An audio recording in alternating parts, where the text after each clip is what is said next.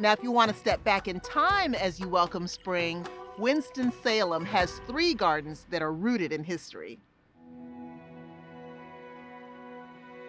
The unique thing about Winston-Salem and its gardens is you can actually walk through the timeline of the history of this community just through its gardens, starting at Bethabara. If anyone's looking to explore the roots and the establishment phases of Winston-Salem, Bethabara is a really good place to start. Without Bethabara, Winston-Salem might not exist as we know it today.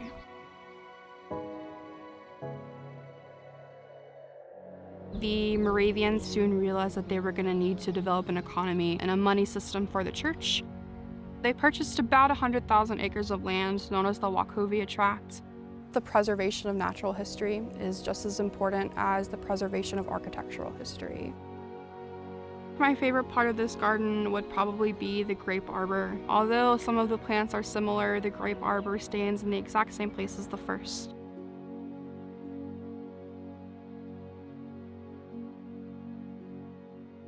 We also have our medicinal garden, which is one of the first European medicinal gardens in the United States for the colonial period. Dr. Hans Martin Kauberlein was one of the original 11 settlers here.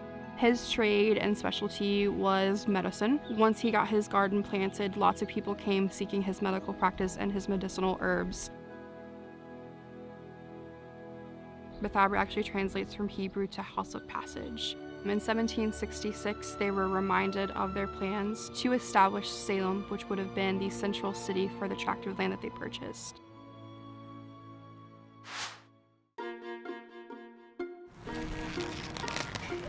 Bethabara really illustrates subsistence, where here in Salem, it's a trades town.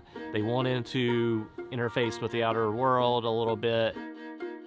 Everything that we plant is historically accurate, well-researched plant material. Seeds are humanity's inheritance. We need to steward that inheritance and not waste it and save it for future generations. Even though we're so used to food and we're so used to plants being all around us, we don't really think about how much those plants have made us and shaped us and still continue to make us and shape us. This is where those connections are made. We have over 200 varieties of heirloom plants. We're really only trying to grow things that the Moravians were growing from 1766 to 1850, or that would have been grown around Salem from 1706 to 1850. It really tells the story of everyone. This town really started to shift after 1850 because Salem and Winston were joining together. That starts to be kind of in the works before officially in 1913. At one point in time, Winston-Salem was the largest city in North Carolina. RJ was the richest person in North Carolina. And, the community kind of fed off of that. It fed off the success of RJ Reynolds. Catherine was R.J. Reynolds' wife. She was the driving force behind Ranolda Gardens, behind Ranolda as a whole. She made the decisions, she crafted the vision and executed it. Typically when you visit most estates, the garden sits tucked behind the house. And here it's very distinct that it's off to the side, it's right next to Ranolda Road. And the community has long enjoyed this garden. I think one of the beautiful things about Ranolda Gardens is that it's more than the 4 acres that people typically associate it with. Within that 4 acres, we have a historic Lord and Burnham greenhouse. We have formal gardens that have historic roses, color-themed gardens, the blue and yellow and pink and white gardens. But that's the 4 acres. And then when you get beyond that, there's 2 miles of walking trails that take you all throughout the estate. We've got the historic house. We have the Museum of American Art.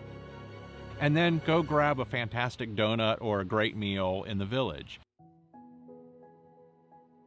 With the gardens, it's not just the plants. It's about appreciating moments in time because they might be fleeting. Sometimes you have a daylily. Well, that's just one day. That's a great thing with a historic garden. It's not just going to be frozen in time, that it will constantly look to its visitors of what we should be doing.